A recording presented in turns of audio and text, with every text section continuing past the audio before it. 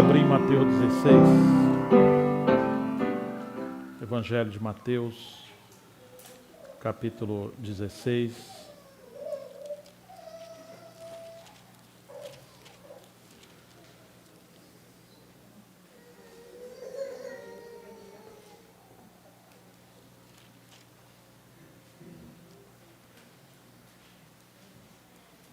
Verso 13 em diante.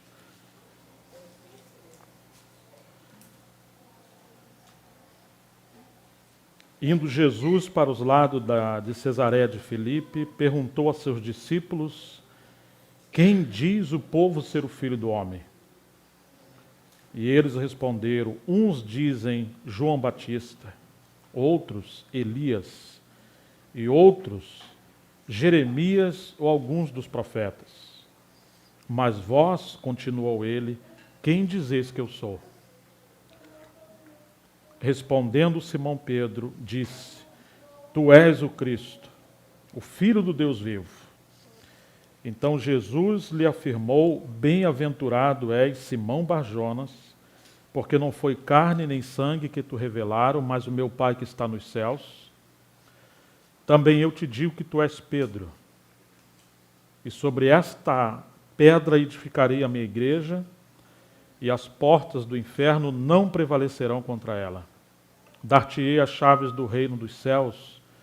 O que ligares na terra terá sido ligado nos céus, e o que desligares na terra terá sido desligado nos céus. Então advertiu os discípulos de que a ninguém dissessem ser ele o Cristo. Desde aquele tempo começou Jesus Cristo a mostrar a seus discípulos que lhe era necessário seguir para Jerusalém e sofrer muitas coisas dos anciãos, dos principais sacerdotes e dos escribas, ser morto e ressuscitado no terceiro dia. E Pedro, chamando-o à parte, começou a reprová-lo, dizendo: tem compaixão de ti, Senhor, isso de modo algum te acontecerá. Mas Jesus, voltando-se, disse a Pedro: arreda, Satanás, tu és para mim pedra de tropeço, porque não cogita das coisas de Deus, e sim dos homens. Esse é um texto muito central no ministério de Jesus e no treinamento dele com os seus discípulos. Porque agora chega aquele momento que Jesus quer fazer um divisor de águas em relação à opinião que o povo tinha em pensar ser Jesus e o que os discípulos pensavam ser Jesus. Em determinado momento, os discípulos pensavam quase a mesma coisa. Mas Jesus se incomodou com aquilo. Porque ele de alguma maneira, trabalhava em alguns níveis diferentes, com a multidão, com os judeus e com os seus discípulos. A multidão vinha atrás dele por causa de sinais, prodígios, alimento, cura, expulsão de demônios.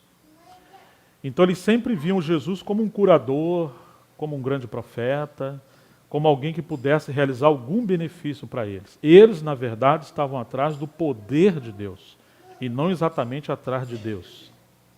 Infelizmente, alguns acham que a multidão é o termômetro que prova ou que determina se Deus está abençoando um ministério ou uma obra.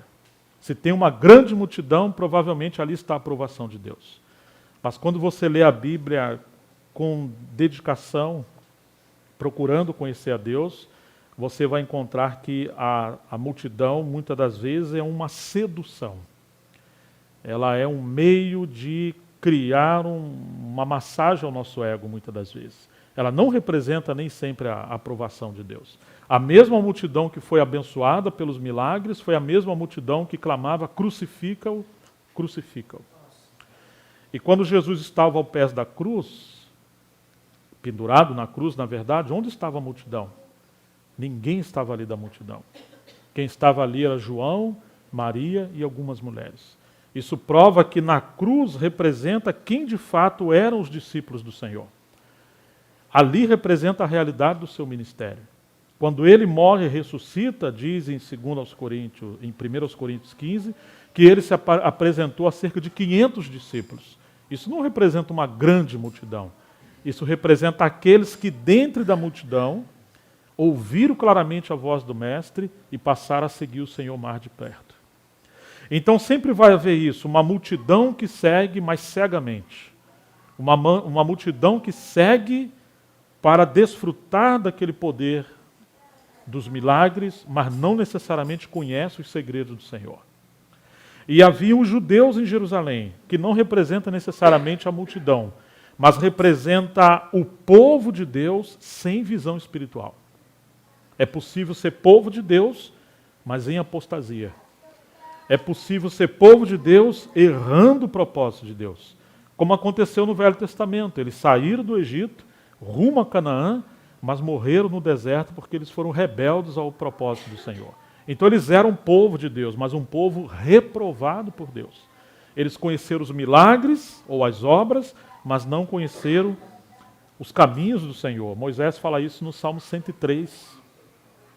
Então, queridos, aqueles dentre os judeus, a nação de Israel, eles não receberam o ministério do Senhor, porque eles tinham expectativas em relação a Jesus, que não eram exatamente as expectativas que o Pai preparou em relação ao Messias. Que coisa estranha. Ele trabalhou cerca de 1.600 anos, de Moisés até a primeira vinda de Jesus. Todos os dias falando, enviando profetas, enviando tipologias, edificou um tabernáculo, tudo preparando para a vinda daquele grande dia do nosso Senhor. E quando ele veio, João resumiu no capítulo 1 do seu Evangelho, verso 12, ele veio para os que eram seus e os seus não o receberam. Povo de Deus que não recebeu o Filho de Deus. Esse é diferente da multidão, que a multidão é um povo mesclado entre gentios, samaritanos, judeus pobres, povos rejeitados, cegos, leprosos, aquele povo que ficava na marginal. Mas aqui nós estamos falando da casa de Israel. Eles não conheciam a palavra de Deus. Infelizmente, quando Jesus veio, os escribas e fariseus sabiam das profecias, mas não foram eles que foram encontrar aquele menino que nasceu na manjedoura. Alguns pastores foram, alguns magos vieram do Oriente. Mas aqueles que conheciam as profecias, estudavam as profecias, mas não prepararam os seus corações para encontrar o cumprimento das profecias. Mais importante do que estudar as profecias é ter um coração ardente pelo cumprimento das profecias, para que quando o Senhor voltar, encontre um povo que busque e espere o Senhor.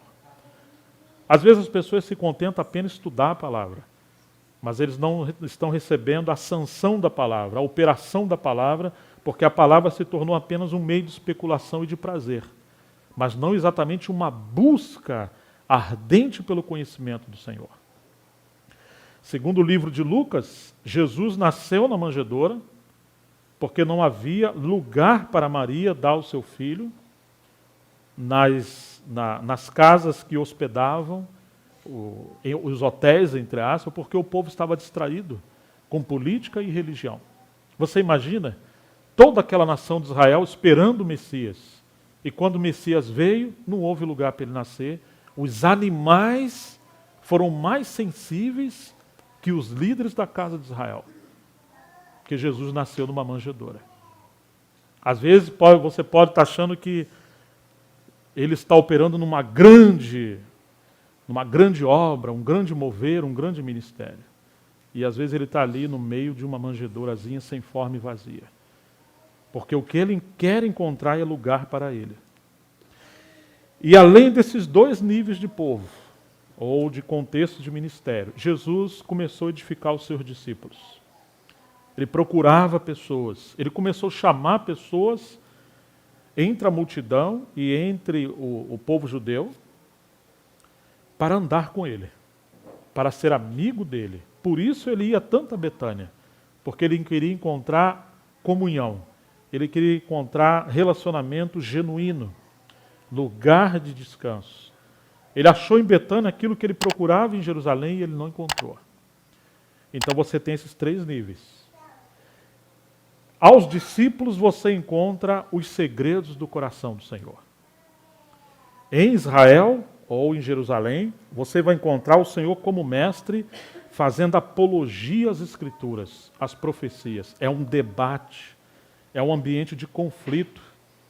Em Betânia com os discípulos, ele é o bom pastor. Em Jerusalém, ele é o profeta e mestre. Aquele profeta com machado, a raiz das árvores, porque não estavam produzindo fruto. Mas quando você chega no meio da multidão, ele é aquele evangelista que Mateus fala no capítulo 9, verso 35, que ele andando no meio da multidão, ele vê aquela multidão, ele se compadece porque eram como ovelhas que não têm pastor. Ou seja, ele está falando que um pastor não conseguirá apacentar uma grande multidão. Porque pastor genuinamente é aquele que cuida de pessoas, cuida de vida. Cada um, diz o livro de João 10, que ele chama pelo nome. Por isso que quando ele foi alimentar o povo na multiplicação dos pães, ele fez as pessoas se assentarem em grupos de quantas pessoas, irmãos? Você se lembra? É importante atentar para isso. 50 em 50. Se você vai alimentar genuinamente pessoas, você consegue alimentar 50. Mas uma grande multidão, você consegue ser um mestre, um profeta. Mas cuidar de vidas é diferente. Por isso que em Jerusalém havia uma grande multidão daqueles dos que criam. Mas eles tinham comunhão pelas casas e partiam o pão pelas casas. As casas representam a comunhão, o relacionamento e provisão. Alimentação, apacentamento. E o aspecto geral representa o testemunho da igreja naquela localidade. Deus quer que em cada cidade haja um testemunho só, mas que o seu povo seja alimentado, seja cuidado, apacentado e que haja comunhão profunda entre os irmãos. Mas quando nós chegamos nesse momento, Jesus faz essa pergunta aos seus discípulos no verso 13. Quem diz o povo ser o Filho do Homem? Ou seja, vocês não podem se comportar. Vocês não podem viver no mesmo nível, com as mesmas expectativas. Vocês têm que estar num nível maior. A menos que vocês vão ser um povo da multidão.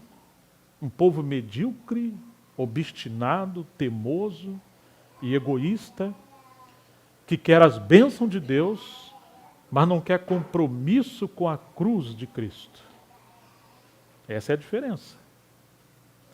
Que quer que Deus faça uma obra no seu corpo que está enfermo, mas não toque na alma. Que quer que Deus expulse os demônios, mas não os piores demônios, que são os nossos sonhos, nossos desejos, nossa opinião, nossas buscas, nossos traumas. Me entende, irmãos? Às vezes nós queremos que o Senhor faça uma obra exterior em nossa vida, mas não interior. Por isso ele falou, limpa primeiro o interior e o exterior será limpo. Ele quer fazer uma obra mais profunda. Então, quem diz o povo ser o Filho do Homem? Ele está perguntando para os discípulos. Eu queria lembrar isso a vocês. Jesus é um homem que faz perguntas. Se você quiser andar com ele, ele é um mestre que faz perguntas. Ele não quer que você balance a cabeça como se estivesse compreendendo, sem na verdade estar compreendendo. Ele quer diálogo. Ele quer relacionamento. Às vezes nós não gostamos que as pessoas façam pergunta para nós. Por quê? Você está se escondendo? Você quer manter uma aparência? Você não quer ser confrontado? Então vá para a multidão. Lá você segue o Senhor de longe. Mas se você quer andar com Ele, Ele vai querer transformar você e a mim. Então você pode ler o Novo Testamento com essa expectativa.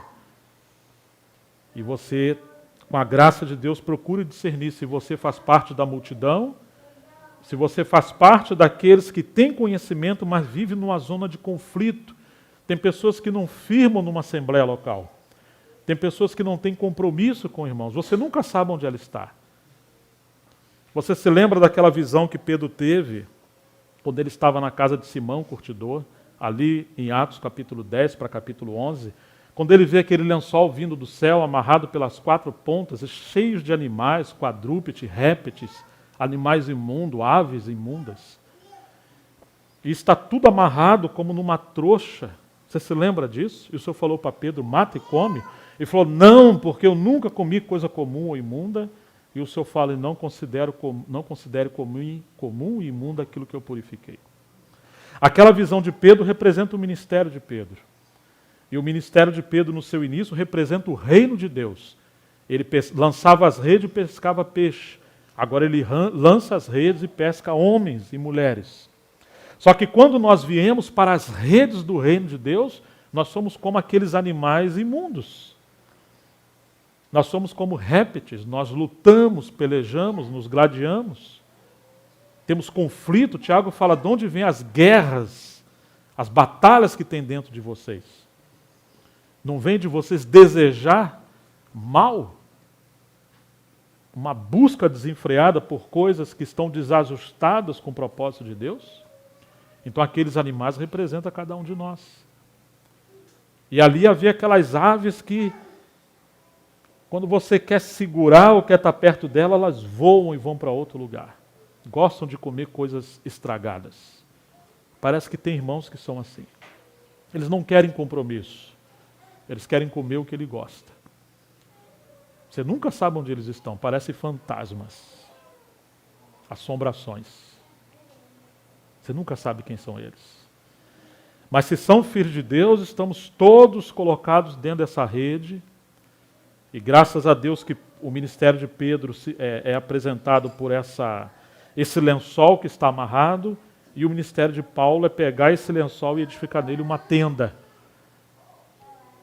Ou seja, Pedro pesca e Paulo trabalha pela palavra, a operação da cruz, para sermos transformados dessa aparência de animal imundo que éramos, mas agora recebemos a natureza do cordeiro e somos ovelha, e agora o Senhor quer que sejamos de fato parecidos com ovelhas. Não podemos ser filho de Deus e ser parecido com qualquer animais, que damos coice, que brigamos, que nos mordemos, que nos dividimos. Hoje é difícil você dar um conselho para alguém. Hoje é difícil você exortar alguém, você corre um risco muito grande. Porque a nossa aparência, nós somos tão pequenos ainda, tão imaturos, que não parecemos ovelhas. Me entende, irmãos? Ovelha é aquele animalzinho que você conduz, que você apacenta, que você alimenta, que anda em rebanho. As pessoas não querem andar em rebanho, elas querem andar cada um por si mesmo. Isso é muito complicado. Por isso que nós temos Romanos. Romanos abre o homem pelo meio, mostra a sua natureza, que ele é um miserável, não merece nada. Aquele canto que às vezes os cristãos gostam de cantar, restitui, eu quero de volta o que é meu. Você sabe o que era seu? O lago de fogo. A ira de Deus era sua. Cairia sobre você. Você tem certeza que você quer cantar esse hino? É a única coisa que você tinha era isso. Você não tem mais nada? Você é um desgraçado? Um miserável? Não vale nada. Nós não somos nada, nós somos... A gente fala, irmãos, confiem em mim, nós somos indignos de confiança. Miserável homem que confia em si mesmo, você não merece, você não presta. Não acha que Deus tem uma obra de melhorar você, porque Ele não vai melhorar você. Você não tem conserto. Eu não tenho conserto. Ué, então o que será de nós? Paulo nos mostra em Romanos. Um morreu por todos, logo... Todos morreram, Ele matou a cada um de nós, o velho homem, lá naquela cruz, e agora, pela graça dEle, Ele nos salva, e nós somos novas criaturas em Cristo Jesus. Então Ele não quer melhorar você, Ele não quer melhorar nós não temos conserto. Ele nos deu uma nova vida, e essa vida é Cristo em nós, e isso é a esperança da glória. O Evangelho não é o esforço do homem melhorando a si mesmo. O resultado do Evangelho é vivermos pela vida do outro. E esse outro é Cristo Jesus. Ô irmãos, que alívio quando a gente descobre que nós não vamos melhorar e não temos que nos esforçar. Você só precisa crer, confiar e descansar. E à medida que Ele fala, você obedece. Então Ele vai nos governando e vai nos transformando à imagem do Seu Filho. Que pena, né? Que às vezes a gente acorda e fala assim, Senhor, eu errei de novo, tem misericórdia, eu vou tentar mais uma vez. Não, não faça isso, minha filha. Não pensa que você vai melhorar. Você não vai melhorar. Ou então, qual é o segredo para a gente melhorar? O segredo é você desistir de melhorar. O Lance Lambert, que partiu recentemente para o Senhor, ele dizia que o que nós realmente precisamos aprender não é como viver, mas é como morrer. Porque a vida genuinamente cristã é uma vida que procede da morte. Quanto mais tentamos viver por nós mesmos, mais impedimos a obra do Espírito Santo em nós. Nós temos que desistir de nós. E entender que o Evangelho produz essa transformação, como disse Paulo, não mais eu, mas Cristo vive em mim. Amém, queridos? Isso é o Evangelho. Então note que o Senhor está falando, que diz o povo ser o Filho do Homem. Você vê Jesus como um curador? Você vê Jesus como alguém que vai massagear o seu ego, porque tem irmãos que parece que são assim? Ele quer encontrar um lugar que tudo convija do jeitinho que ele quer. Se desagradar ele, eu acho que aqui não é o lugar que Deus escolheu para mim. Não? Você acha que a mensagem do Evangelho é boa? Ele fala de morte, de condenação, de cruz. Fala de comer carne, beber sangue. Fala que você tem que abandonar tudo. Você quer ganhar tudo, ele fala que você tem que abandonar tudo. Você quer segurar alguma coisa, ele diz que você vai ter que dar tudo. Irmãos, é totalmente contrário. Porque a sua obra é nos transformar a imagem do seu Filho. Quem é Jesus para você? O que você espera dele? Qual é a sua expectativa em relação a ele? Que diz os homens ser o Filho do Homem? Mas parece que é João Batista, né? Porque João Batista deu uma sumida. Ouvi dizer que Herodes decapitou a cabeça de João Batista. É mesmo? É. Mas Jesus falou que dentre os nascidos de mulher, ninguém foi maior do que João Batista. Ele não era aquele anjo, aquele mensageiro que veio preparar o caminho do Senhor? Sim. E Jesus permitiu decapitar a cabeça, arrancar a cabeça de João Batista. De fato, irmãos, a gente acha que o propósito de Deus é nos poupar. E foi estranho porque no começo do Evangelho de João Batista fala várias vezes, eis o Cordeiro de Deus que tira o pecado do mundo. Esse aí é aquele que eu falei que haveria de vir. Eu não sabia quem ele era. Ele é meu primo, mas eu não sabia que ele era aquele que haveria de vir. Mas aquele que me enviou a batizar falou para mim sobre aquele que você vê descer sobre ele o Espírito, é esse que havia de vir. E eu vi, então vocês sigam a ele. João não tem dúvida que Jesus era aquele que haveria de vir. Fala para os discípulos seguir a Jesus. No entanto, quando João Batista estava preso, ele enviou alguns discípulos até Jesus para fazer uma pergunta. Você se lembra qual foi a pergunta que João Batista falou para os discípulos perguntar a Jesus? És tu aquele que mesmo que haveria de vir ou devemos esperar outro? Meu Deus. E Jesus falou, vai lá falar para João.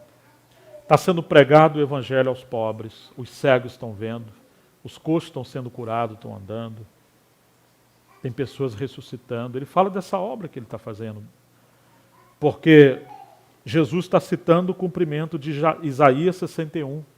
O Espírito do Senhor Deus está sobre mim, porque o Senhor me ungiu e me enviou a pregoar liberdade a todos que estão cativos, anunciar as boas novas e abrir os olhos aos cegos. Mas, pôr em liberdade a todos que estão cativos, mas João Batista está cativo. És tu mesmo aquele que havia de vir, porque aquele que viria deveria libertar os cativos. Por que o Senhor está curando tantas pessoas da multidão. E João Batista, que é o último dos profetas no contexto do Velho Testamento. É o maior de todos. O Senhor o deixou lá na prisão. És tu mesmo que havia de vir? Ele tinha 100% de certeza que ele era o Messias. Mas agora que ele está preso, parece que surgiu uma dúvida. És tu mesmo que havia de vir? Vão perguntar a ele. Quando aqueles discípulos de João saem, Jesus fala para aqueles que estão ao seu redor: o que vocês saíram para ver? Vocês saíram e foram no deserto para ver um profeta, um caniço, um homem bem vestido. O que vocês estão pensando que é João Batista? E ele começa a falar quem era João Batista. E aí você tem duas expectativas. Do ponto de vista de João, parece que João se sente esquecido, abandonado. Quem sabe reprovado? Quem sabe o menor? Do ponto de vista de Jesus, ele é o maior. Percebe como é que a nossa mente é indigna de confiança e o nosso pensamento? Parece que há a expectativa de que aqueles a quem o Senhor mais ama, do ponto de vista humano, mais o Senhor deveria poupar. Mas parece que Jesus está querendo mostrar o seguinte: quanto maior for a sua estatura espiritual, mais você terá os privilégios de se assemelhar ao seu mestre, de trilhar aquele caminho salpicado de sangue. O que determina a sua espiritualidade não é o quanto o Senhor te poupa, não é o quanto o Senhor te proteja, não é quanto o Senhor vai te guardar. O que determina o nível da sua espiritualidade é o quanto você tem poder para passar tribulação e sofrer pelo nome do Senhor. Se você não tem condições de sofrer nenhuma pressão, isso significa que você não tem nenhum poder. O seu poder é determinado pela capacidade que você tem de tomar a cruz e seguir o Senhor, mesmo que seja numa prisão aonde o mestre não vai te visitar. Estão alcançando? Vocês viram Jó? Você acha que aquela situação de Jó começou com o diabo? Não. Jó foi trazer seu sacrifício pelos seus filhos, junto com a sua família. O diabo veio e se meteu no meio. E o Senhor permitiu. E você se lembra o que o Senhor perguntou a Jó? De onde você está vindo? Falou, eu estou vindo de rodear a terra e passear por ela. Bom, rodear a terra é verdade. Mas passear por ela? O diabo responde. Né? Passear? Falou, vem cá, você viu meu servo Jó? Ou seja, a terra nunca é um passeio para o diabo quando você tem alguém como Jó na terra. Ela se torna um caos. Como pode encontrar um homem justo, temente a Deus e amar a Deus? E ele é só um mísero mortal. O Senhor chama Jó de seu servo. E você conhece toda a história. Mas o Senhor sempre chamou Jó de seu servo. E você sabe a grande batalha que aconteceu com Jó. Ao ponto dele perder tudo. Seus filhos, sua terra, seu gado, sua casa, seus amigos. E aquela que era sua, deveria ser a sua ajudadora idônea, fala para ele amaldiçoar o seu Deus e morrer. Não foi? E agora ele é ferido com chagas. Pegava um caco de telha e tinha que raspar suas feridas, suas cascas. Você imagine a grande batalha. E lá no final, o livro de Jó, capítulo 42, diz que quando ele estava orando pelos seus amigos, não por si, a Bíblia diz que ele mudou a sorte de Jó, e o pensamento no hebraico é que Deus mudou o seu cativeiro. Porque o problema de Jó não era o pecado. O cativeiro é que Jó era um homem íntegro, justo em si mesmo. E agora Deus mudou a centralidade de Jó. Já não era Jó, era o Senhor. Tudo que nós passamos é porque Deus está mudando a centralidade da nossa vida. O centro que gira a nossa vida. que diz os homens ser o Filho do Homem? Qual que é a sua expectativa em relação a Jesus Cristo? Então, irmãos, o Senhor sempre atraiu aqueles que mais Ele confiou a sua graça, suas dádivas, suas revelações, e o chamou para essa comunhão mais íntima. Mas não só de participar da sua glória, do seu reino, da sua natureza, das suas revelações, das dádivas, dos seus dons, porque recebeu o encargo da palavra, os dons espirituais, poder para expulsar demônios, isso procede dele. Mas a maior obra que o Senhor faz num filho dele não é conceder-lhe os seus dons, mas é exatamente transformá-los à sua semelhança. Imagine comigo, quando Jesus veio e realizou o seu ministério, e ele operava todos aqueles milagres, expulsava demônios, era como se ele estivesse dando cheque sem fundo. Perdão, cheque predatado.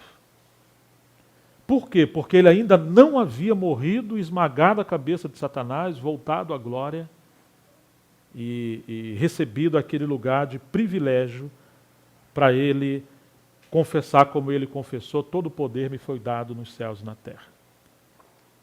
Ele expulsava demônio por causa dos seus méritos, da sua dignidade, da sua autoridade, porque ele é o Senhor.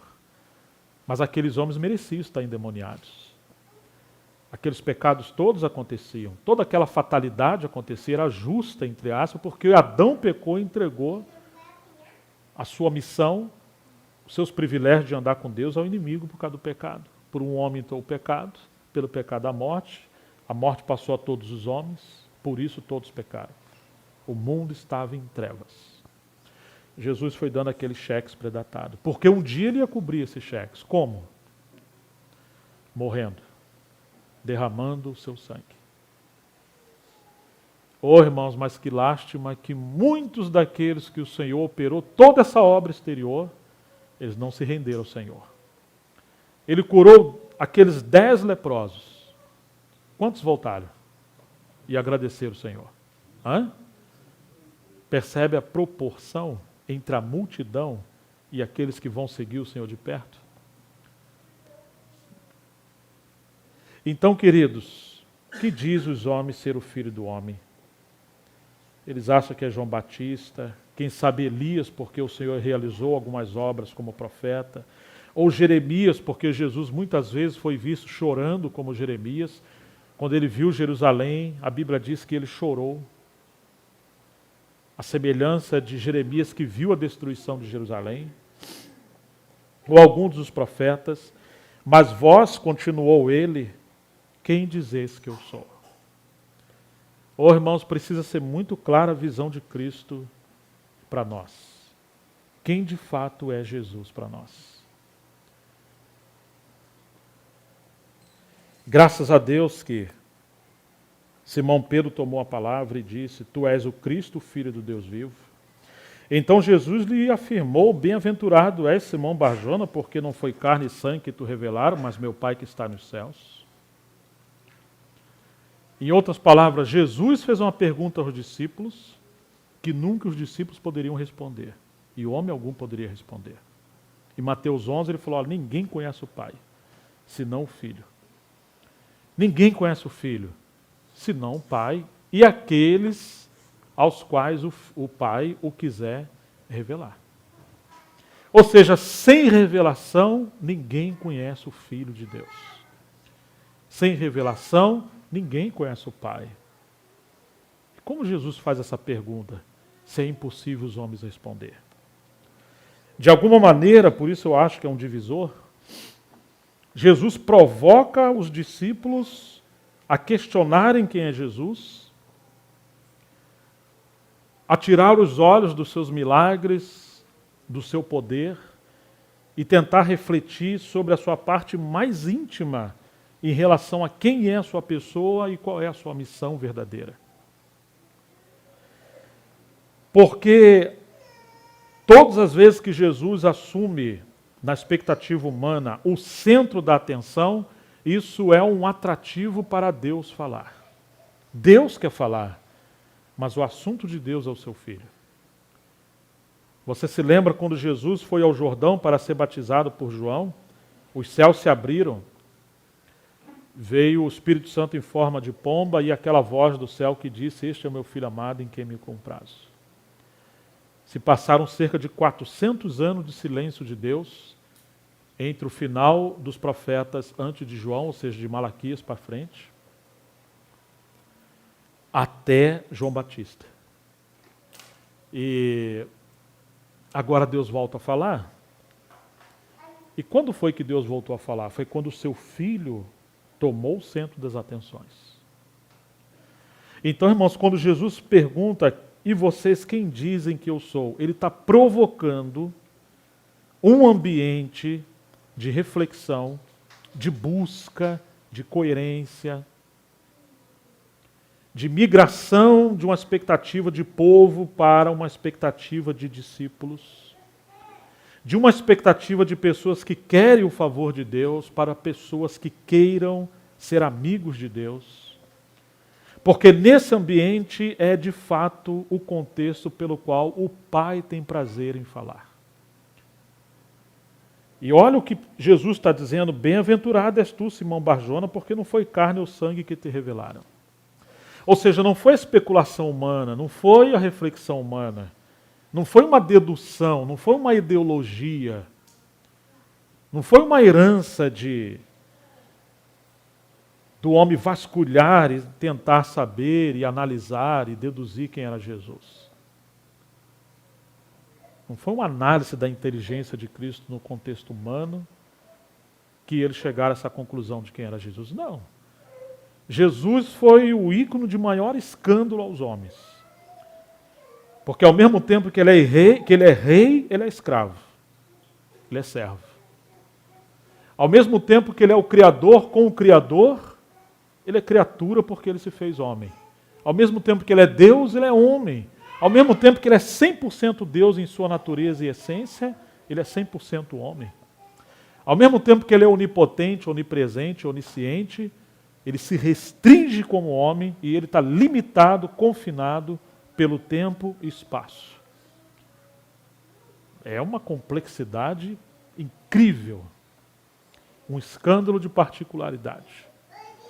Tem todo o poder para fazer tudo, mas não faz nada por si mesmo.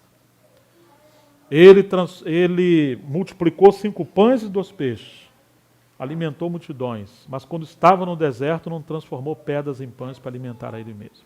Teve sede no deserto, 40 dias de provação. Ele não usou o seu poder em benefício próprio. Mas disse no último dia da grande festa, em João 7, "Se alguém tem sede, venha a mim e beba. Porque aquele que crê em mim, como diz as Escrituras, do seu interior fluirão rios de água viva." Então é simplesmente impossível conhecer as insondáveis riquezas de Cristo sem o milagre da ação divina de inspiração e revelação. "Bem-aventurado és tu, Simão Barjona, não foi carne e sangue que te revelaram, mas meu Pai que estás nos céus." Eu gosto de pensar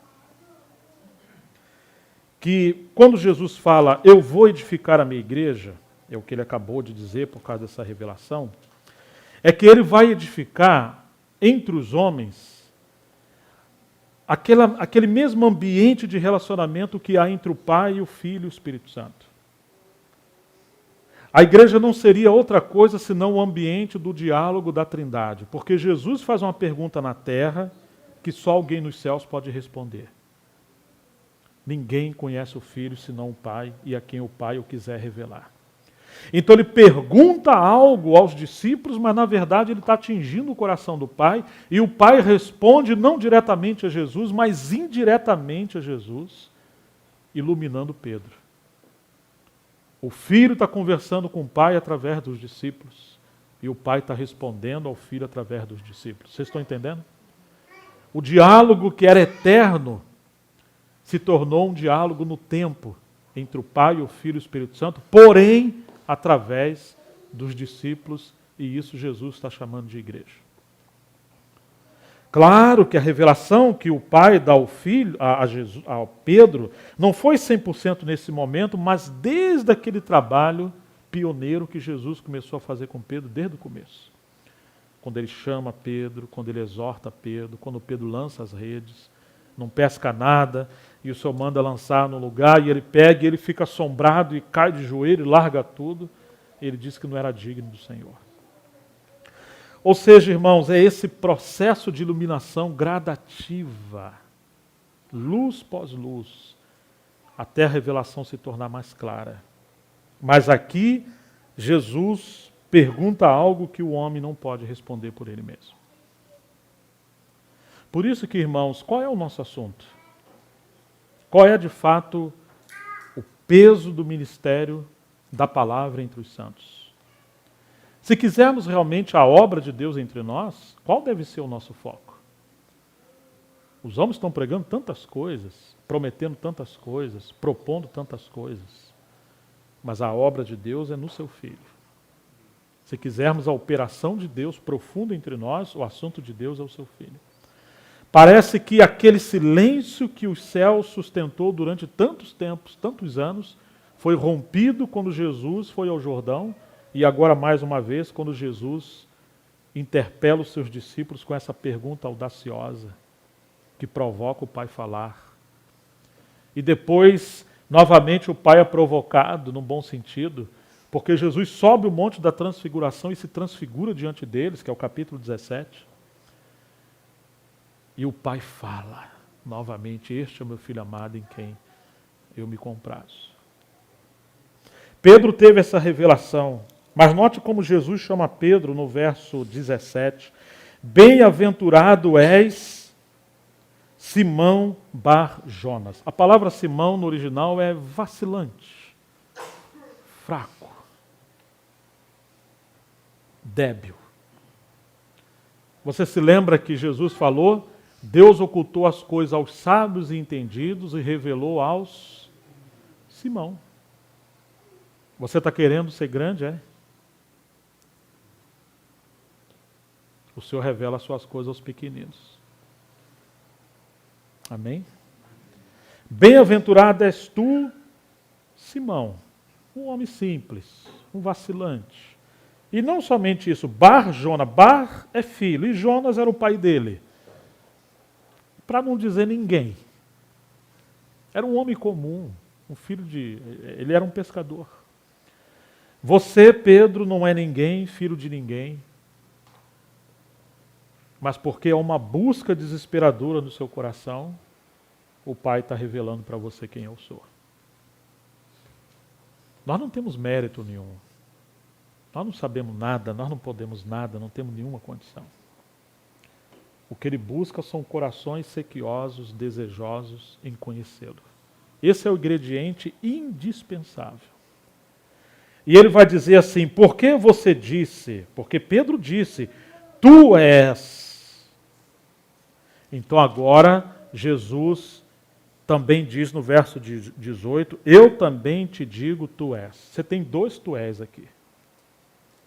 Pedro diz para Jesus, tu és. E o que Pedro diz para Jesus que ele era? Uma revelação dupla. Em primeiro lugar, tu és o Cristo, o Filho do Deus vivo. Quando fala de Cristo, fala da missão. O Cristo aqui é um ungido, que deveria de vir, foi prometido desde o Velho Testamento. Então está falando da missão. Mas quando ele diz, tu és o Filho, está falando da sua pessoa, da sua natureza. Como pessoa, tu não és simplesmente um profeta. Você não é João Batista, nem Jeremias, eu tenho certeza quem você é. Você é o próprio Filho de Deus. Logo, és Deus. Por isso que muitas vezes os judeus queriam apedrejar Jesus, porque quando ele se confessa ser filho de Deus, obviamente ele é Deus, porque ele tem a mesma natureza, a mesma essência e as mesmas prerrogativas. Pedro está tendo essa revelação que Jesus, apesar de ser homem, é Deus e é o Filho de Deus, e não apenas homem, Deus. Ele é o ungido prometido por todas as sagradas escrituras do Velho Testamento. Que grande revelação numa confissão tão pequena, tão curta, mas que foi o Pai quem o revelou. E porque Pedro diz, tu és, agora Jesus diz para ele, tu és. Antes, tu eras Simão, um homem vacilante, um homem inconsequente, um homem que não se põe de pé. Esses somos nós, que não conseguimos seguir o Senhor, que não conseguimos ficar de pé, rodeados de tantas fraquezas e atraídos por tanta ambição. Mas quando Pedro teve a revelação de quem Jesus era, agora o Senhor fala para ele, eu te digo que tu és Pedro. E essa palavra no grego é Petros, ou pedra. A revelação de Cristo transformou interiormente, mexeu interiormente com Pedro, transformando ele de barro em pedra viva. Uma obra interior de deixar de ser vacilante para ser alguém um pouco mais sólido. Quando Jesus fala sobre esta pedra, ou petra no grego, uma rocha, uma pedra, Pedro viu que essa revelação, é isso que Jesus está dizendo, essa é a revelação que vai sustentar a obra de Deus, que vai ser o fundamento essencial para a casa de Deus ser construída, e a obra de Deus se dá quando os homens têm revelação de quem é Jesus. Se você vê Ele como a rocha, essa visão nos transforma em pedras que vivem. Quanto menos revelação tivermos, apesar de mais estudos, mais conferência, mais leitura, mais tempo de igreja, entre aspas, isso vai nos levar a nada. A única coisa que faz diferença é se estamos tendo revelação de Jesus Cristo. Amém, queridos? É a revelação de Cristo que nos transforma. É a revelação de Cristo que é a base da obra de Deus. Onde houver revelação de Cristo, aí haverá a obra de Deus. Onde não houver, não há obra de Deus. Tendo multidão, não tendo multidão, isso não faz diferença nenhuma. Porque a obra de Deus é o seu Filho. O que determina se somos espirituais ou não é se parecemos ser espirituais ou não. É o quanto temos de revelação de Cristo. Amém? É o quanto buscamos Ele mesmo, é o quanto queremos Ele mesmo, mais do que as coisas. Ô irmãos, não devemos desejar um lugar melhor, mas uma pessoa. Lembra que Jesus falou, quem não comer da minha carne, não beber do meu sangue, não tem vida, e todo mundo foi embora, os discípulos foram embora.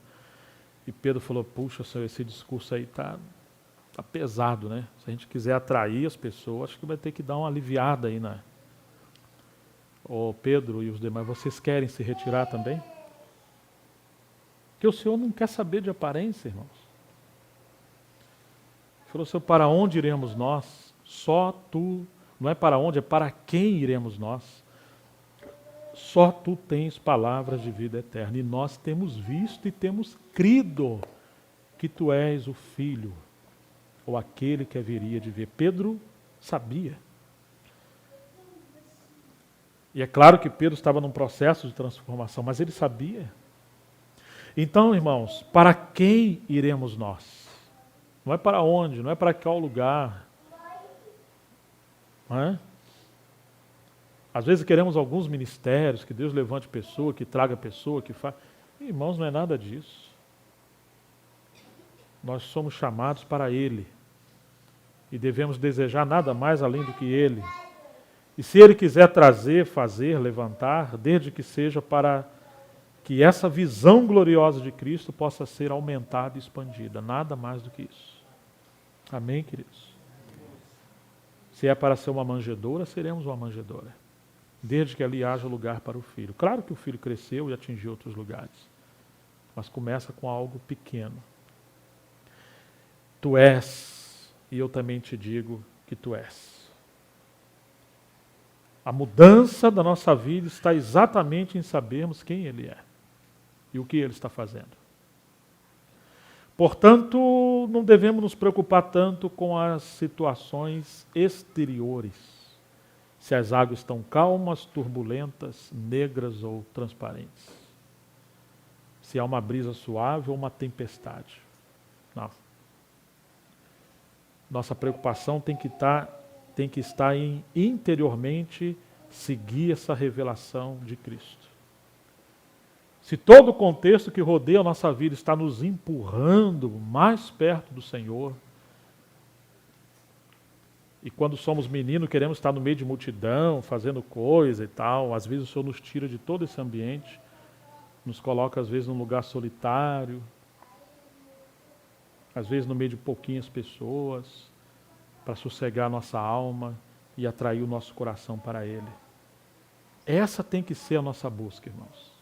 Conhecer o Senhor. Claro que o Senhor foi à multidão, mas Ele voltava rapidamente para esse centro controlador que era a comunhão íntima com seu Pai. Paulo foi à multidão, mas o Senhor foi confinando, restringindo Paulo, até que ele terminou sozinho numa prisão. Mas os céus estavam abertos para Paulo. Eu te digo também que tu és Pedro. Como a gente precisa, irmãos, de pedras que vivem. Pessoas que estão tendo revelação para que essa casa do Senhor seja construída. Não apenas um aglomerado de pessoas, mas pessoas com olhos abertos que estão sendo transformados de fé em fé, de glória em glória, e se permitindo ser coordenadas e edificadas pelas mãos daquele que foi transpassado por nós. Não são as pessoas que às vezes nos fazem coisas, mas há uma mão que nos disciplina, mas a mão que nos disciplina é a mão marcada pelo cravo da cruz, e isso representa o amor do Senhor. Não importa quem ou como as coisas estão acontecendo, importa se temos visão que é o Senhor que está fazendo as coisas. Amém? E sobre esta rocha, sobre esta revelação, eu edificarei a minha igreja. Mas o que é a igreja, irmãos? Senão os chamados para fora dessa multidão, para fora do judaísmo, para fora da religião, para fora de todo esse movimento no contexto de mundo, onde as pessoas só têm valor para nós quando elas têm algumas coisas para nos dar. Esse amor egoísta, e eles assim queriam amar o Senhor, o povo da multidão. Não, eu vou tirar vocês de fora de todo esse caos. Tirar vocês para fora disso. E o Senhor estava chamando eles para essa base da comunhão do Pai com o Filho no Espírito Santo. O que é a igreja, irmãos? Senão esse ambiente onde o Pai continua conversando com o Filho através do Espírito Santo, mas nesse ambiente de homens que estão buscando conhecer essa comunhão da Trindade. Isso é a igreja. Amém? Então, tem que aprender a ficar quietinho. Nossas opiniões são um problema terríveis para Deus. Até o Senhor nos fazer calar, vai tempo. Você já viu quantas vezes o Senhor corrigiu Pedro? Ou o Espírito Santo corrigiu Pedro? E ainda Paulo corrigiu Pedro? Quantas vezes o Senhor teve que corrigir? Porque o Senhor queria construir esse ambiente. É claro que Ele queria que os homens falassem, mas que fosse como aquele instrumento afinado para tocar numa orquestra que está tendo uma música só. Deus tem um propósito e Ele quer que a gente compartilhe desse propósito.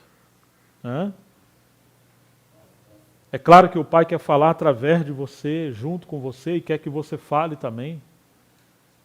Mas é aquela afinação do Espírito Santo com o nosso espírito, e para isso a nossa alma precisa ser capturada, purificada, quebrantada pela obra da cruz do Espírito Santo em nós.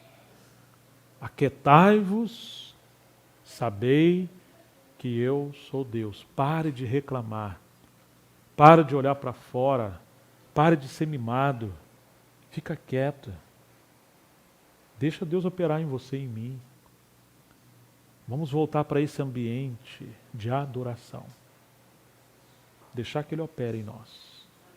Como certa vez disse Madame Guyon, quando colocaram ela numa prisão, injustamente, porque seu único crime foi amar a Deus. E ela disse, eu aprendi a amar a escuridão da prisão, porque eu ali vejo o brilho da tua face. Qualquer lugar se tornou um paraíso, mesmo uma prisão escura, porque os seus olhos não estavam em torno da liberdade externa. Seus olhos interiores estavam focados na pessoa do seu filho, do Filho de Deus.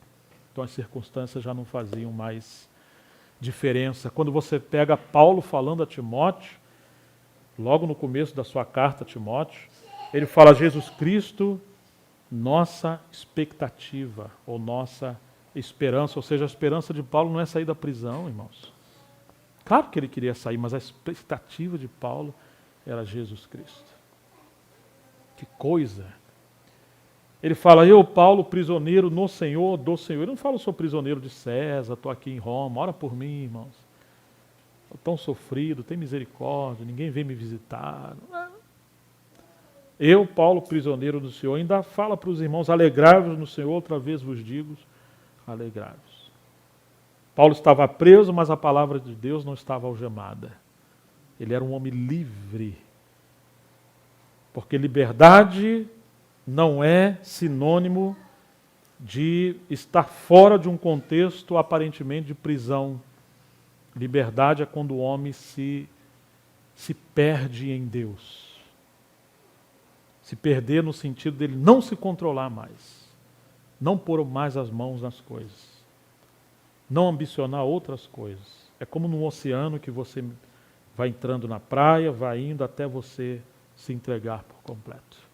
Isso é liberdade. Agora, se você está numa prisão, na tribulação, de pobreza, de miséria, de riqueza, como alguém já falou, eu temo que alguém seja tão pobre, que a única coisa que ele tenha seja o dinheiro. Porque as pessoas acham que ser rico é ter dinheiro. Não, ser rico é ter essa vida profunda com Deus. Isso é riqueza. O Senhor não falou para a igreja de Esmirna, tu dizes que é pobre, mas eu digo que você é rico. E a Laodiceia que dizia, eu sou rico, o Senhor falou, você é miserável, pobre, cego, nu. Porque a expectativa do homem é diferente da expectativa de Deus. Então o Senhor falou, eu vou edificar a minha igreja. Igreja é a casa de Deus. Formada por homens e mulheres redimidos, que estão ouvindo o diálogo da Trindade e não tem outro assunto a não ser o propósito do Pai no seu Filho. Isso é a igreja. Se você está no meio de pessoas que não têm essa busca, sai daí. A menos que você está fazendo uma obra evangelística, mas não perca tempo com isso. Sou companheiro de todos aqueles que te amam, disse o salmista. E esse eu sou companheiro desses. Eu vou edificar a minha igreja e as portas do inferno não vão prevalecer contra ela. No sentido de que essa visão gloriosa é que vai arrombar as portas do inferno. A gente às vezes acha que o Senhor está dizendo que nós vamos ficar escondidinho, com medo, orando, porque o diabo está perturbando a gente, tá, e a gente tem medo, mas o Senhor vai nos guardar. Não, ele não está falando isso aqui.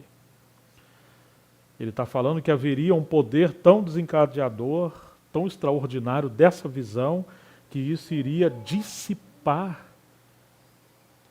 toda essa potestade. E portas do inferno aqui também fala da sepultura, onde aqueles que morreriam estariam mortos, mas que essa visão e a ressurreição vai arrebatar esses homens e mulheres que morreram em esperança, porque ninguém vai poder impedir essa edificação da casa de Deus. Seja no tempo presente, e a sua plenitude quando ele voltar, e os mortos vão ressuscitar primeiro, e nós que estivermos vivos seremos transformados e arrebatados. Glória a Deus. Ô irmãos, como nós precisamos dessa visão. Como nós precisamos orar. Paulo gastou uns 3 anos ali em Éfeso, entregou todo o conselho de Deus, mas quando ele escreve a sua carta aos Efésios, ele diz que se colocava em oração para que eles fossem cheios do espírito de sabedoria e de revelação, tendo os olhos do seu coração iluminados, para saber qual é a esperança do seu chamamento, para que fomos chamados. Já eram salvos, já tinham a palavra, já foram trabalhados pelo ministério de Paulo, mas Paulo queria algo maior. Uma igreja com nível mais madura, ao ponto de se transformar, de ser edificado, como aquela ajudadora idônea para o Filho de Deus. Sair daquele estágio de menino, que quer tudo para si, para ser ajudadora idônea, que entende que a sua missão é colaborar com o propósito do Mestre. Ao ponto que não haverá separação entre Cristo e a igreja, porque Cristo e a igreja é uma unidade perfeita. Ele é a cabeça e nós somos os membros. Mas vivemos pela sua vida, seu poder, seu agir, sua voz. E se tiver essa revelação e eu edificar a minha igreja, dar-te as chaves do reino dos céus. Que missão, que responsabilidade. Tem muita coisa que não acontece na terra porque as chaves não estão sendo usadas. Mas a chave só pode ser usada claramente e corretamente quando há uma visão gloriosa da pessoa do Filho de Deus. As pessoas, chaves fala de poder e de ministério, especialmente o ministério da palavra. Hoje os homens querem ter poder para quê? Querem ter a palavra para quê? Para controlar? O Senhor está dizendo, eu vou te dar as chaves porque a minha obra é junto e em continuidade com o homem que tem os olhos abertos. O que ligares na terra terá sido ligado nos céus. Deus quer representação dele aqui na terra. A igreja deveria ser a colônia de Deus na terra. Embaixadores do reino de Deus na terra. E o que desligar na terra terá sido desligado nos céus. Então, advertiu os discípulos que não falasse dessas coisas à multidão. Não falasse dessas coisas em Jerusalém. Porque os assuntos interiores da casa, entre amigos, as pessoas não iam entender. Não fale para ninguém, isso é um assunto para essa intimidade coletiva. Pode falar de milagres, pode discursar outras coisas, mas o Senhor quer um nível maior. Nós às vezes queremos que o Senhor traga um bocado de gente. E às vezes você quer passar para um bocado de gente as coisas. O Senhor não fazia assim não. Porque o Senhor gosta de realidade espiritual. Autenticidade. Se não há realidade, Ele não quer saber de aparência. Mas, desde esse tempo em diante, Jesus começou a mostrar a seus discípulos aquilo que Ele andava conversando com seu Pai. Já que eles foram chamados a essa intimidade. E qual era o assunto do Pai com seu Filho? Que era necessário que Jesus fosse para Jerusalém. Bom, até aí tudo bem, né? Mas que ele sofreria muitas coisas dos anciãos, dos principais sacerdotes e dos escribas, ser morto e ressuscitado no terceiro dia. Puxa vida. Pedro chamou Jesus à parte. Não, peraí, agora acho que o senhor exagerou um pouquinho. Pedro era um pouquinho mais espiritual, né? Vou chamar Jesus à parte, né? Começou a fazer o quê? Reprová-lo.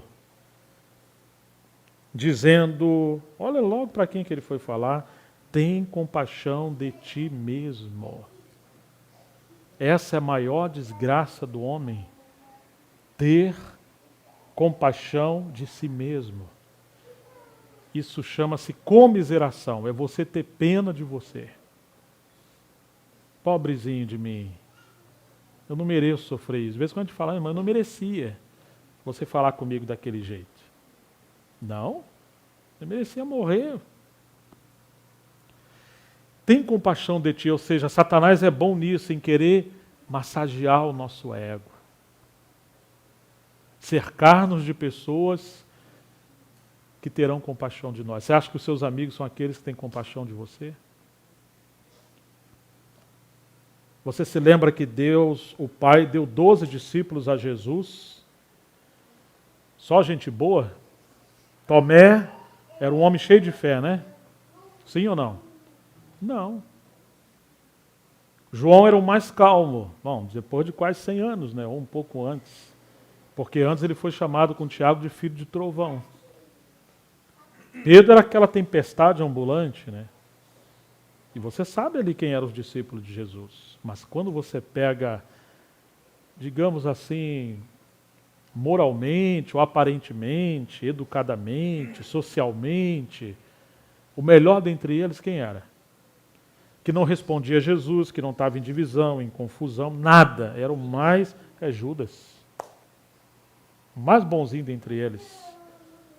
E você sabe de quem que ele era filho. E o que ele ia fazer. Ele traiu Jesus. Quando a gente não entende nada de igreja, a gente acha que os melhores irmãos são aqueles mais calminhos, santinhos. Você viu como é que ele chega, né? Pai do Senhor, irmão. Toda vez que está tudo bem, graças a Deus está tudo maravilhosamente bem. Nunca tem problema, né? Nunca pede oração. Eu tenho medo desse tipo. Porque nunca você sabe com quem você está lidando.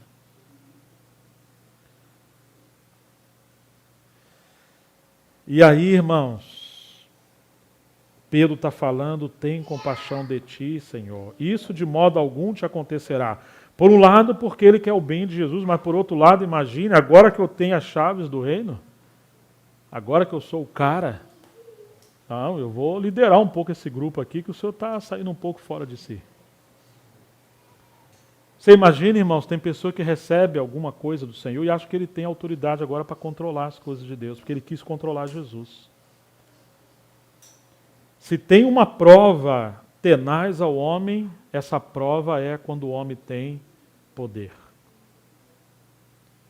Seus demônios nunca se revelarão até que você tenha algum tipo de poder. Seus demônios, irmãos, às vezes nós estamos cheios de coisas que nos acompanham. Não apenas seres estranhos, mas psicológicos. Fantasmas, heranças, traumas, vícios, manias. E se alguém te dá um poder, você quer manipular pessoas, vai ser um bom discípulo de Hitler, né? Você sabe como querer subjugar todo mundo e construir uma raça igual a você. Por isso que é uma prova. Todo mundo é bonzinho até ter poder, dinheiro e fama. Aí você vai saber quem ele é. Pedro, depois que tem a chave, ele quer controlar. E sabe o que o Senhor vai falar para ele? Voltando-se Jesus a Pedro e disse: arreda Satanás. Irmãos, ele está falando para Pedro ou para Satanás? O que vocês acham? O que diz a Bíblia? Voltando-se a Pedro, arreda de mim, Satanás. Mas que texto complicado, né, cara? Pedro está possesso? Pode um filho de Deus ficar possesso? Ele está falando para o diabo que está atrás de Pedro, na mente de Pedro. Mas o que é que está acontecendo aqui? O Senhor simplesmente não quis explicar, mas uma coisa nós podemos entender. Que todas as vezes que o homem aqui inclui as mulheres, ele toma das coisas de Deus para poder fazer um benefício a si próprio, ou para poder controlar as coisas que são de Deus, ele não tem diferença nenhuma de Satanás. É isso que ele está falando. O princípio de Jesus é não salvar a si mesmo para cumprir o propósito de Deus em salvar a outros. E o princípio de Satanás é salva a si mesmo e que se lasque os outros, e eu não tenho nada a ver com isso. Esse é o princípio de Satanás. Satanás, ou como anjo antes de ser caído, aquele querubim, ele era formoso. Ele era aquele que tinha a liderança entre 1/3 dos anjos ou mais, e ele cuidava desse universo. Quantas dádivas de Deus ele tinha. Mas ele passou a se contemplar. E ele se achou tal. E agora ele achou que era pouco o que ele tinha, ele quis mais. Ele queria não apenas as dádivas de Deus, mas ele queria os atributos incomunicáveis de Deus. Os atributos incomunicáveis de Deus. Deus tem atributos comunicáveis e atributos incomunicáveis. Só Ele é Deus. Só Ele tem a vida incriada. Só Ele pode ser adorado. Só Ele é onisciente, no sentido de conhecer todas as coisas. Só Ele tem presciência, no sentido de conhecer e saber todas as coisas antes de acontecerem. Só Ele é onipotente em ter todo o poder. Mas Ele disse, o inimigo, eu vou subir aos céus e vou me assentar no trono de Deus, acima de tudo. Não, mas o Senhor já deu tantas coisas para Ele. Mas Ele não se contentou com isso. Você está vendo essa insatisfação? Ainda que o livro de Hebreus fala, contentai-vos com o que tendes. Mas você já viu essa coisinha dentro de nós, que a gente já vê, não se contenta com o que tem, está sempre reclamando? Até em coisa pequenininha, você acabou de comprar um tênis, mas sei lá, ela comprar um outro sapato. É uma coisa estranha, irmãos. Isso ainda é o veneno da serpente que está dentro de nós. Mas lembre-se, ele passou a se contemplar, por isso que tenha muito cuidado quando você tem muito espelho em casa. Você se contempla muito, gasta muito tempo cultuando a você mesmo. Nós passamos a nos comparar com pessoas, nos relacionar considerando coisas em relação a nós mesmos. A Bíblia diz para a gente não ter cada um de nós mesmo em conta a si mesmo, mas considerar os outros superiores a nós mesmos. Mas enfim, irmãos, quando o Senhor está falando para trás de mim, Satanás, é porque Pedro recebeu a chave e automaticamente ele quis controlar o próprio Senhor. Nós não temos chave nenhuma muitas das vezes, mas gostamos de dar opinião aos irmãos, e se os irmãos não atenderem a nossa opinião, como é que a gente fica?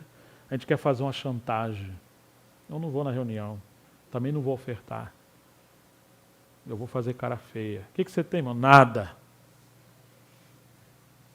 Birra. Quantas vezes nós somos assim, irmãos? Também não vou cantar mais, também não vou fazer mais, também não, eu ia, mas não vou mais. A gente está cheio de coisinha. Ou seja, irmãos, muitas vezes Satanás está atrás ou ao redor de nós, trabalhando em nossa mente, porque ele quer usar os nossos dons para interferir na obra de Deus. Como Tiago falou, sujeitai-vos, pois, a Deus, resistir o diabo e ele fugirá de vós. Tanto Pedro como Tiago falam coisas parecidas, né? Ele não está falando fugirá do mundo, fugirá de vós. Aquele ódio que o diabo tem pelos cristãos, ele quer achar no seu coração um meiozinho para plantar uma desconfiança, uma raiz de amargura, alguma incompatibilidade, para isso ir crescendo esse sentimento até o momento de você odiar os irmãos. Tem dia que você ama e quer abraçar, tem dia que você odeia e quer enforcar. Um dia você abençoa, outro dia você não quer nem saber de orar. Um dia você quer estar perto, outro dia você, nossa, eu não suporto mais essa gente. Um dia você tem certeza que os irmãos te amam, no outro dia, sei lá, acho que aqui não é o meu lugar. Isso é uma guerra. E o Senhor precisa colocar em ordem a nossa vida. Se o inimigo puder usar os dons de Deus, que Deus deu a você e a mim, para ele poder trabalhar na igreja e administrar as coisas à sua vontade, ele vai fazer isso. Ele não pode claramente nos levar a adorá-lo, mas ele pode sutilmente nos levar a estarmos presos a ele quando nós deixamos de viver para o Senhor, adorar o Senhor e canalizar todo o nosso ser para o Senhor. Quando a nossa expectativa não é o Senhor, mudou a centralidade de nossa vida. E quem é o centro agora? Você acha que é você? Se é você, então o inimigo está aí. Porque qualquer centro que não seja o Filho de Deus, aí está o inimigo trabalhando. Então, queridos, quando ele fala para trás de mim, Satanás, está falando com Pedro. Não se importou se o diabo entrou em Pedro, se saiu de Pedro, se está na mente de Pedro, se jogou uma seta, ou se o diabo nem sequer está ali. Mas sim em que não há diferença nenhuma quando as pessoas agem no princípio de Satanás.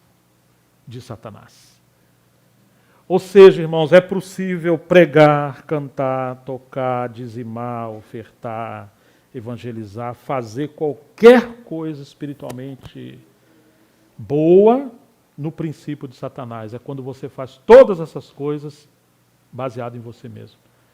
Para você mesmo. Competindo com pessoas. Por isso que Jesus falou, nem todo que me diz Senhor, Senhor, entrará no reino dos céus. Mas somente aqueles que fizeram a vontade do meu Pai que está nos céus. Muitos me dirão naquele dia, mas Senhor, Senhor, em teu nome, não profetizamos, não curamos enfermos, não expulsamos demônios, quer dizer, fez muita coisa boa, mas em qual princípio? Em qual espírito? Com que propósito? Você não cogita das coisas, tu és para mim pedra de tropeço. Ele não entendia essa missão de Jesus ir para a cruz. Ou seja, irmãos, Pedro agora tem a chave, então ele tem o poder. Como é que nós vamos exercitar o poder? Quem sabe como Roma. Porque Roma, que era aquela hegemonia, aquela potência mundial na época, ela simplesmente governava as pessoas violentamente, com estratégias de governo, e aqueles que não quisessem obedecer, Nero mandava matar. E para mandar manifestar o seu poder, o imperador pegava os cristãos, soltava na arena para os leões comerem. Ou, quem sabe, às vezes, fazer uma festa e encher a cidade de lâmpadas. Só que as lâmpadas eram cristãos, que banhavam ele no óleo, tacava fogo e deixava ele ali queimando. Convidava os outros reinos para vir para aquelas festas. E o que era aquilo? Aquilo era uma demonstração de poder. Ou seja, o poder determinado quando se você não pode levar as pessoas a te adorar e obedecer o que você está falando, então você extermina essas pessoas. Mas se você não pode tacar fogo literal nessas pessoas, você queima ela com a sua língua, porque Tiago fala que a língua é inflamada pelo fogo do inferno. E que uma faísca pode incendiar uma floresta. Então logo você, para exterminar uma pessoa, você tem que denegrir a sua imagem para ela se tornar desacreditada. E muitas vezes o porquê falamos mal uns dos outros é porque nós não podemos controlar aquelas pessoas. Então temos que acabar com a raça delas. Então note, irmãos, que Jesus está mostrando que a medida de exercer autoridade é você ser servo. E que ter poder não é poder para dominar, mas a maior manifestação de poder é o poder para você morrer. Isso é ter poder. Poder não é aquele que fala alto. Poder é aquele que não fala quando deveria falar ou poderia falar. Poder não é quando você prova que você está certo, mas poder é quando você se cala porque você tem certeza que tem um advogado. Isso é ter poder. Poder não é manifestar algo para salvar a você mesmo de uma situação. Mas é quando você morre para da sua vida sair vida para salvar outras pessoas. Poder, irmãos, é quando a ira do cálice do juízo de Deus deveria cair sobre todos nós. Porque houve um tribunal que julgou o pecado do homem. E a Bíblia diz que a misericórdia triunfa sobre o juízo, e o mesmo Deus que é justo, ele é misericordioso, e agradou ao Pai moer o seu filho. Você pode imaginar isso? Que aquela ira, aquele juízo que estava vindo do trono de Deus, que cairia sobre você e sobre mim. O filho participou daquele tribunal, porque ele é Deus, com o Pai. E é como que terminou aquele veredito e aquela sentença, e ele se despe, vai se despir daquelas prerrogativas como Deus adorado, glorioso, e ele se veste como um homem cordeiro, e como que ele sai correndo desenfreadamente. E ele está implodindo de amor, e ele corre, e ele entra na nossa frente, e aquele juízo caiu sobre ele na cruz. Poder é transformar inimigos em seus amigos. No lugar de levar as pessoas ao lago de fogo, ele vai conduzir essas pessoas aos céus. Como? Morrendo. Poder é saber que o homem é maligno por natureza.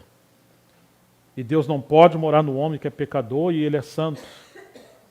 E agora Deus se veste de homem, a sua semelhança, porém sem pecado. E agora é fundida a natureza de Deus com a natureza humana. E ele morre. E ele ressuscita com essa fusão de espírito humano e espírito divino. Amalgamado, inseparável. E agora ele sobe ao Pai glorificado como homem. E ele derrama desse espírito e aí sim ele pode habitar dentro de você e de mim. E agora ele chega diante do Pai, como está no livro de Hebreus: eis aqui a mim e aos filhos que me deu. Isso é poder. Por isso ele está falando para Pedro, fala: Pedro, não é para ser como o inimigo, Pedro. É um reinado de amor. Não é para você, é para o Pai. E a única maneira de você agradar o Pai é não agradar você mesmo. A maior provação vai ser como você vai usar essas chaves. Já viram aquele filme O Senhor dos Anéis, né? Que guerra por causa daquele anel, né? Que representa o poder, o livre-arbítrio, a liberdade. Você és para mim pedra de tropeço, porque não cogita das coisas de Deus, e sim das dos homens. Puxa, mas ele acabou de falar que não foi carne e sangue que revelaram a Pedro, mas foi meu Pai. Pois é, mas essa é a obra de Deus. É um processo que às vezes nós estamos tendo revelação e outras vezes nós estamos em escuridão. O problema é que temos que reconhecer que muitas vezes estamos em trevas, mas enquanto estivermos em trevas, irmão, nós temos que calar a boca e ficar quietinho. E quando nós estivermos inspirados e com revelação, aí sim nós servimos. Que nem sempre estaremos em luz, ainda que a vontade de Deus é sempre estarmos em luz. Mas o problema é que nesse momento Pedro não entendeu. E o fato dele não entender que Jesus deveria ir para a cruz, isso foi um escândalo, um rei que vai ser crucificado, ele deveria ser humilde, perguntar e orar e querer entender. Irmãos, quando nós não entendemos, essa é a hora que devemos nos calar e orar e confiar. Que na igreja o Senhor repartiu dons e ministérios. E nem sempre saberemos as coisas, mas vai acontecer o que o Senhor falou para Pedro lá no final. Ô Pedro, quando você antes se vestia, se cingia, você ia para onde você queria. Mas agora, outro vai te tomar pela mão e vai te levar para onde você não quer ir. Lembra que o Senhor falou isso para Pedro? Isso é sinal de maturidade. Se permitir ser conduzido, e disse Jesus, significando que tipo de morte Pedro iria glorificar a Deus. Ele iria não apenas morrer, mas ele iria glorificar a Deus. O Senhor espera que todos nós venhamos conhecer o seu Filho. Todos nós sejamos transformados em barro a pedras preciosas, a pedras que vivem. E lá em Gálatas 2, você vê que Pedro é uma das colunas em Jerusalém, na igreja. E no livro de Apocalipse, ele é um dos fundamentos e colunas das muralhas da casa de Deus, da cidade de Deus. Que obra gloriosa é essa, saber quem é Jesus. E à medida que o sabemos, somos transformados. Não somos transformados à medida que prometemos, que juramos que não vamos fazer. Não. Temos que reconhecer, irmão, nós temos muitos problemas. Eu vou concluir o verso 24. Então disse Jesus aos seus discípulos, depois dessa cena: se alguém quer vir após mim, o que ele tem que fazer? Negue-se a si mesmo, tome a sua cruz e siga-me. Não alimenta o inimigo. Quando você não nega a si mesmo, você está dando comida para a serpente. Foi o que está lá no livro de Gênesis, né? Que o Senhor amaldiçoou a serpente, dizendo que ela ia comer do pó da terra. Seu maior inimigo é você. Negue-se. Cuidado com seus sentimentos, com a sua opinião, com aquilo que você não vê, não entende. Desconfie de você. Quando você estiver sozinho, entenda que você está muito mal acompanhado. E a pior companhia que você pode ter chama-se você. E você é o pior advogado que você tem de você. Porque você sempre vai advogar a sua própria causa. Negue-se esse Deus, entre aspas, que é o seu ego. Segue-me. Tome a sua cruz, mas você acha que a cruz é justa? Não é justa. Jesus não morreu porque pecou, porque mereceu, porque nada disso. Ele morreu porque essa foi a vontade de Deus. Muitas coisas, irmãos, vão estar erradas. Muitas coisas foram interpretadas erradas. Você vai sofrer várias situações. E tomar a cruz é você ainda assim negar a você, não se defender, não argumentar, não buscar nada. Simplesmente procurar seguir o Senhor e conhecer a vontade de Deus. Claro que devemos ter liberdade de conversar quando não entendermos as coisas, etc. Mas eu me refiro a essa mania de que tudo tem que entender, tudo tem que explicar, tudo tem que defender, tudo... Vocês entendem? A cruz não é justa. Não faz as coisas esperando receber recompensa humana, esperar elogio. Não. Faz para o Senhor. Só. E siga-me. Se você segue você, você não segue o Senhor. Se você segue os seus sentimentos, você não segue o Senhor. Cuidado com os seus sentimentos, cuidado com os meus sentimentos. Tempo instável, sujeito a chuva e trovoada. Assim são os nossos sentimentos. Porquanto quem quiser salvar a sua vida, perdê-la-á. E quem perder a sua vida por minha causa, achá-la-á. Em outras palavras, quem quiser salvar a sua vida almática, psíquica, onde está a sede das suas emoções, vontade e mente. Ou assim, se você quiser ser feliz, você vai ser infeliz. Quanto mais você se preservar, mais você será deteriorado, sucumbido, atachado, amassado, deprimido. Todo aquele que se cultua a si mesmo vai ter seus sentimentos desequilibrados, a sua alma perturbada, a sua mente entenebrecida e sua vontade oscilante, que um dia você quer uma coisa, outra hora você quer outra, porque está havendo um caos dentro de você, porque você está procurando uma vida boa sem a obra de Deus em você, que é a cruz. Não tente ter uma vida boa sem obedecer a Deus. Isso é um inferno antes do inferno. E quem perder essa vida egoísta, como aquela multidão que quer ter o poder de Deus para ela, por minha causa, então você vai achar o verdadeiro sentido da vida.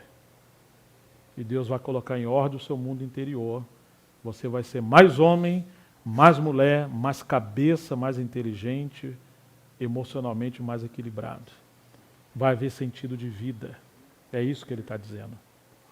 Então nós temos aqui a palavra psique e nós temos a palavra zoe como vida eterna.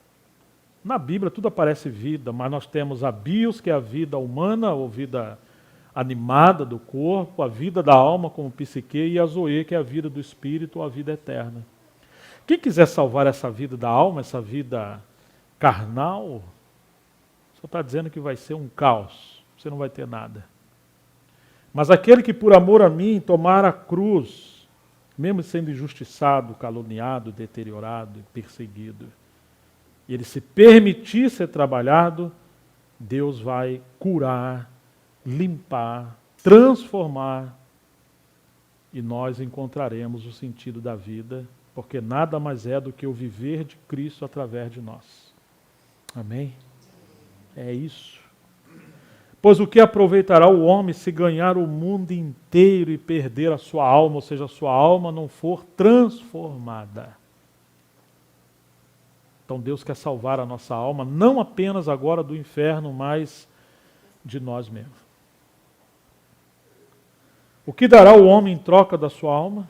Está falando para os seus discípulos, não está falando para o mundo. Nós podemos emprestar isso aqui para a pregação do Evangelho. Porque o Filho do Homem há de vir na glória de seu Pai com os seus anjos, e então retribuirá a cada um segundo as suas obras. Então Deus quer que venhamos cooperar com Ele nessa obra de transformação em nossas vidas, e através da sua obra em nossas vidas, aquelas obras que nós estamos cooperando na vida dos outros, servindo outras pessoas. Em verdade vos digo que alguns atos que aqui se encontram que de maneira nenhuma passarão pela morte até que vejam vir o Filho do Homem no seu reino. Ou seja, eu sei que o que eu estou falando, eu sei que a minha proposta ela é tão escandalosa e enigmática que eu vou ter que dar uma revelação para vocês de quem sou eu, para vocês poderem suportar quando eu for para a cruz e vocês ficarem desamparados. Quando o Espírito Santo for derramado, eles terem um ministério baseado nessa visão. Por isso que Jesus está falando, vocês não vão provar a morte. Vocês não vão passar pela morte até que vocês vejam vir. Ou seja, sem visão de quem era o Filho de Deus, não vai poder trilhar esse caminho. Aí dá a entender que Jesus falou que eles viveriam até hoje, até a sua vinda, né? Que ele voltaria agora e fala, não, 6 dias depois, e 6 é o número do homem. Quando o homem chega ao seu fim, quando ele desiste de si, tomou Jesus a Pedro e aos irmãos de Tiago e João. 6 dias aqui é literal, mas ao mesmo tempo ele é simbólico. Quando a gente desiste de nós. Em que dia você está? 1º, 2º, 3º? Você tem esperança em você? Você quer alguma coisa para você? Você está buscando alguma coisa para você? Você ainda quer ser feliz em você mesmo? Talvez você esteja no 3º dia. O Senhor vai ter que permitir muitos caos ainda. Mas Ele espera que cheguemos ao fim do 6º dia. Falar, Senhor, já entendi que eu e o inimigo não tem diferença, que minha vida é um caos, que eu sou egoísta, eu tentei melhorar, eu não consigo, eu não presto, coitado do meu marido, coitado da minha mulher, e etc. Jesus toma os seus discípulos em particular e os levou a um alto monte. Isso representa o Senhor nos tirar dessa esfera terrena e nos levar num nível de comunhão íntima com Ele. Foi transfigurado diante deles, tal como Ele será e é no livro de Apocalipse. O seu rosto resplandecia como o sol e as suas vestes tornaram-se brancas como a luz.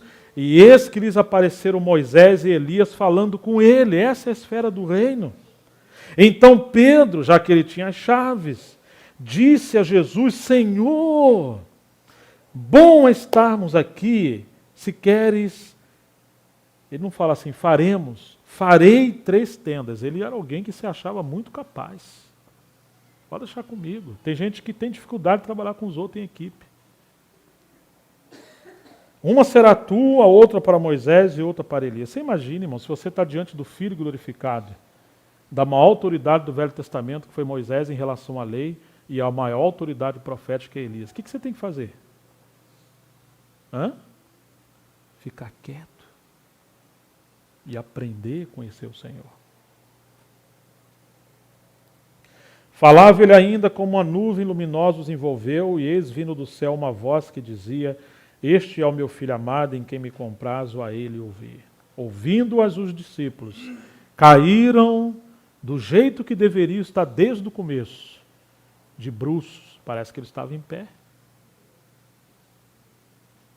Temos que aprender a andar de joelhos, orar de joelhos, cara no chão, entender que nós não merecemos nada. Tomados de grande medo, aproximando-se deles, tocou-lhe Jesus, dizendo, erguei-vos e não temais. Então eles, levantando os olhos, a ninguém mais viram senão a Jesus. Visão de Cristo. É dessa visão que Pedro fala, que ele não estava levando os companheiros, os irmãos, a seguirem fábulas que ouviram alguém falar. Pedro mesmo teve essa visão no Monte Santo e ouviu a voz do Senhor. Depois dessa visão, Jesus novamente fala, eu estou terminando, desculpa. Descendo eles do monte. Às vezes nós somos tão egoístas, irmão, nós queremos ficar só lá no monte, né? Aquele ambiente gostoso, de comunhão, de louvor. Mas tem que descer. E ordenou-lhes a Jesus. O que Jesus ordenou? A ninguém conteis a visão, até que o Filho do Homem ressuscite dentre os mortos. Não seja rápido. Paulo esperou 14 anos para contar a sua visão. A gente às vezes sonha de madrugada, já liga no celular, já posta no Facebook. Estamos sempre chamando a atenção das pessoas para nós. Só quer intimidade. Calma aí. Não vá para a multidão, não. Fica aqui, no núcleo, no centro. Mas os discípulos interrogaram, por que dizem, pois os escribas, ser necessário que Elias venha primeiro? Não vamos entrar nisso. Jesus explicou. E depois eles tiveram que descer do monte, no verso 14. E quando chegaram para junto de quem? Verso 14, junto de quem? Da multidão, aproximou-se dele um homem que se ajoelhou e disse, Senhor, e aí você sabe que é um pai de um filho que estava endemoniado. Não tente ir para a multidão sem você ir primeiro ao monte, sem você ter revelação. É a revelação de Cristo que nos dá compaixão pelo mundo. Esse negócio de sair por aí entregando folheto, repreendendo demônio. Muitas vezes você não tem poder nenhum para fazer isso. Corre o risco de você ficar até endemoniado, de ficar perturbado. Hoje tem uma moda de fazer coisa. Deus quer que preguemos o Evangelho? Sim, mas Ele tem que nos enviar. Ele tem que nos capacitar. É Ele que delega as coisas, Ele que cria as circunstâncias. Temos que pregar o Evangelho, mas é Ele que nos dá o poder. Então, irmãos, a visão celestial é que capacitou os discípulos para levar essa visão para a multidão. Ele quer ir à multidão? Quer. Para quê? Para levar essa revelação de Cristo. E é essa revelação de Cristo que se cumpre, as portas do Hades não vão prevalecer. Não só no sentido de sepultura, que serão abertas, mas no sentido de pessoas que vão ser libertas do poder das trevas. Que diz os homens ser o Filho do Homem? Quem é Jesus para você? Que obra você espera que Ele fará em você? Que Ele vai melhorar o seu trabalho, o seu dinheiro, o seu casamento, seu carro, suas coisas? Bom, isso é bom. Mas a sua expectativa de vida é só essa? Quem é Ele para você? Qual é a nossa visão? Ele pode contar conosco? E o que é a igreja para nós? Irmãos, que o Senhor nos transforme cada vez mais, nos dando essa visão gloriosa e nos edifique como casa para a sua habitação e reinado.